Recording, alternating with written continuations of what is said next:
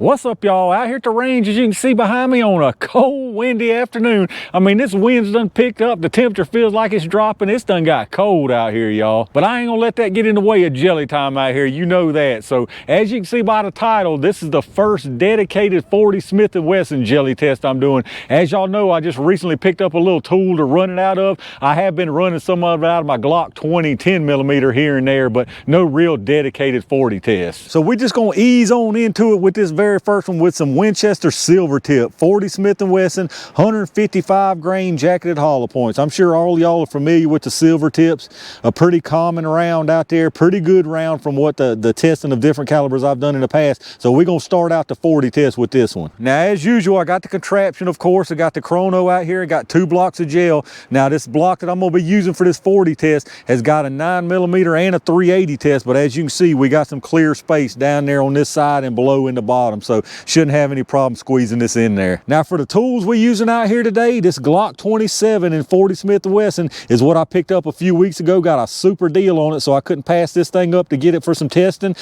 This has got actually a 3.43 inch barrel, so basically right at 3.5 inch barrel out of this thing. And then we're also going to be still using my Glock 20, my 10mm. Now, this thing has got a 4.6 inch barrel, so those of y'all out there who have a Glock 22, the Glock 22 is pretty much a 4.5 inch barrel. This is a 4.6, so your Glock 22 40 is going to be very comparable to this Glock 20. And if you've got a Glock 23, that's a 4-inch barrel, so you're basically looking at right in the middle of these two. So that'll give you a good reference there. If you got the 22 or the 23, the 22 is going to be basically the same as this Glock 20 performance. The 23 is going to be right in between these two. But hopefully we'll get some good performance out of both of these barrel lengths. I've got plenty more different hollow point 40 rounds to test, so y'all 40 guys out there, don't fret. I'm sure I'm probably going to have one pretty soon that you might carry. You know for sure also that we're going to be putting it up against some different calibers like some 9mm and some other stuff. But I'm definitely interested to see the performance out of this Glock 27, so let me get everything set up and let's get at it. All right, y'all know how we do it. We're going to get some speeds out of both of these barrel lengths first. I'm going to give you a 3-round average out of each one of them. We're going to start with the Glock 27 first. Let's see what we're moving.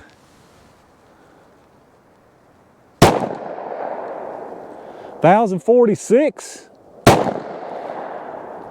1103, and 1104. So let's go down there and check that average out. All right, so our 3-round average from the Glock 27 was 1,084 feet per second, so not too shabby. Let's switch it up and let's check out the Glock 20. All right, y'all, the 4.6 inch Glock 20. One thing I want to mention about this is one of my videos in the past I've done with the 20 running 40 out of it. People were surprised that you could even do that. I've done that tons with this Glock 20. No problems whatsoever out of this thing.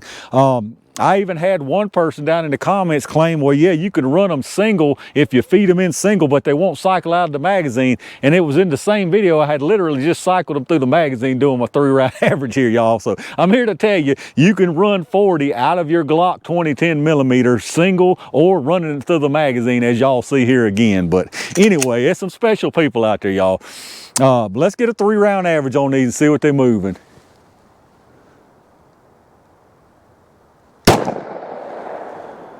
1105, 1113,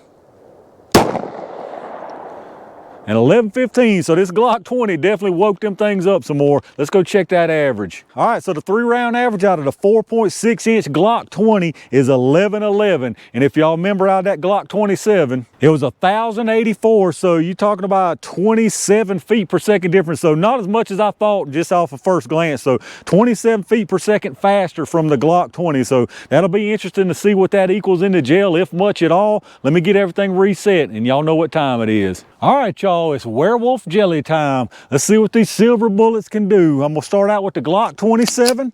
That thing's kind of crowded down there, but I'm gonna see if we can sneak it in there somewhere.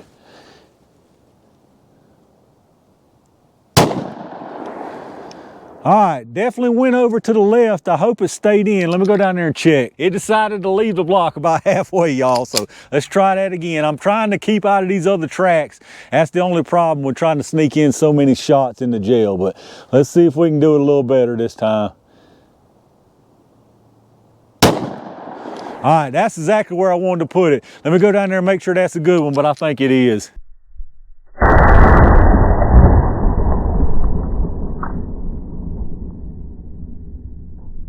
All right, that one's in there perfect. It's gonna be a little bit tough to see, but I'll move y'all some camera angles so you can get some different views. We'll make sure you get a good view of it.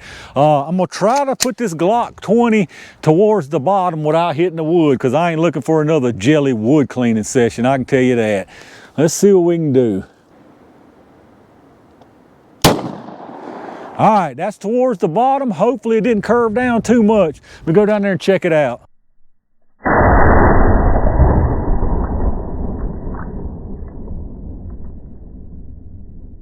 All right, y'all, that one was actually placed perfect. So let's see what we got going down here. I can just tell you right now, these things look exactly the same. I mean, literally, they look exactly the same, from the penetration to the expansion to the wound channel. You can't tell any difference in that these rounds were fired out of different length barrels. So that 20 some feet per second definitely didn't make any difference whatsoever. So a little bit difficult to see, but I'll move y'all around. The easy one to see down here at the bottom, that's the Glock 20 with the 4.6 inch barrel. So as you can see, came in very nice wound channel, nice spiraling wound channel, come all the way out here and stopped right about here. Rebounded about a half inch or so, maybe 3/4 of an inch, but very nice expansion. You can already tell through the gel. Now it's almost turned around backwards, but not quite completely backwards. Now the Glock 27 with right at the 3.5 inch barrel, that's the wound tracked, not this very top one, but the very next, and not that second one in the back, but this one right here.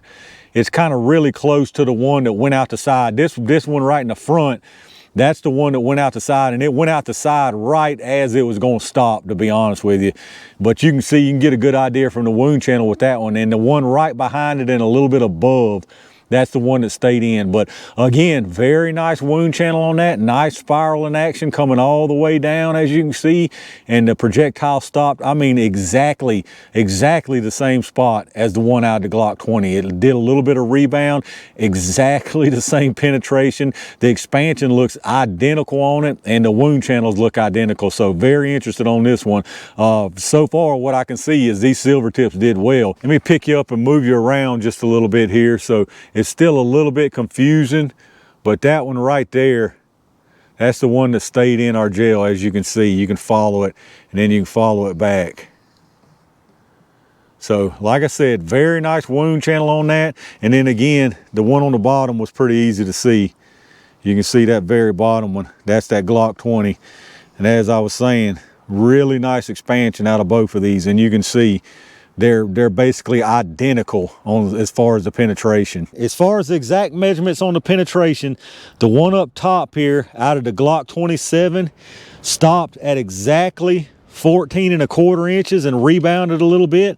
The one down below out of the Glock 20, same exact thing. 14.25 inches is the forward momentum on both of these projectiles from both of these barrel lengths. All right, y'all, let's take a look at the projectiles.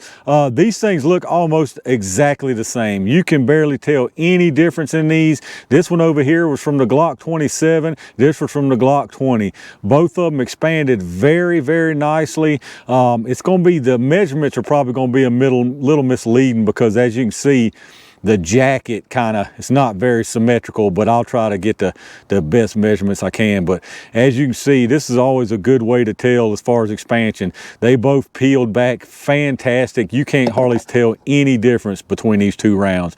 Very, very nice looking rounds. I don't see any material in the gel, but let's get some measurements and see what they retained. So obviously both of them started at 155. The one out of the Glock 20 is 155.6. The one out of the Glock 27 is 156.0. So both of them kept all of their material, no loss whatsoever. Now, as far as the size, like I say, this is going to be a little bit tricky. So we'll start out with the Glock 27 one first.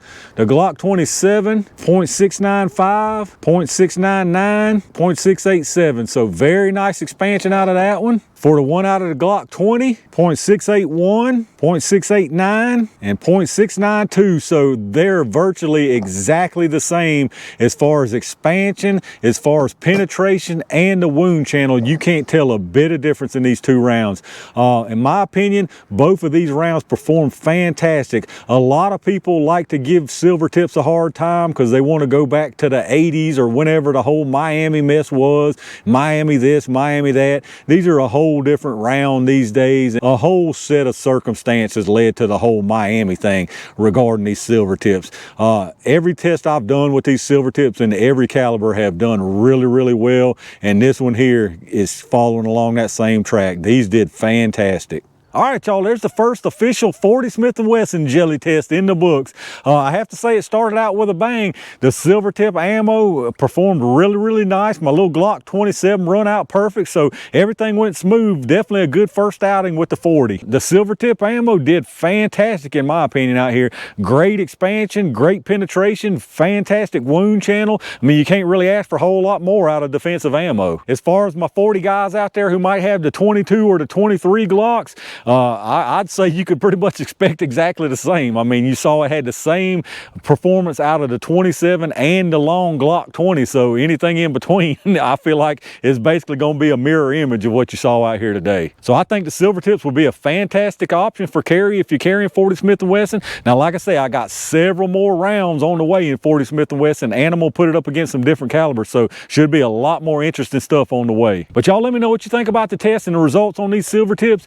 My 40 guys out there, do y'all carry these Silvertips, any at all? Which rounds do you carry? Which rounds might you want to see me do some testing on out here? Let me know down in the comments down below what your thoughts are. If y'all enjoyed the video, as always, take a second, hit that thumbs up button, hit that subscribe button, and the bell notification icon so you can get notified when I upload these new videos. Check out all my affiliate links down below. You know the Amazon link. If you shop through there anyway, hit that link up first, go straight through Amazon like normal from there, and anything you buy anywhere on the site, I get a kickback from them towards the channel, so I really appreciate that. Check out those Axle affiliate links for some really nice ear pro at some huge savings versus going straight through their website. I appreciate the heck out of all my range game members for reaching out and hitting that join button, and every single one of y'all out there who supports the channel by watching the videos, hitting that thumbs up, subscribing to the channel, and like I said again, leave me some comments down below. I enjoy reading what y'all have to say about these tests, and very interested in to see what you think about the 40 Smith & Wesson Silvertips. I'm gonna get this show set back up so I can do some more testing out here, so y'all be on the lookout for those. And in the meantime, stay safe, stay prepared, and I'll see you soon.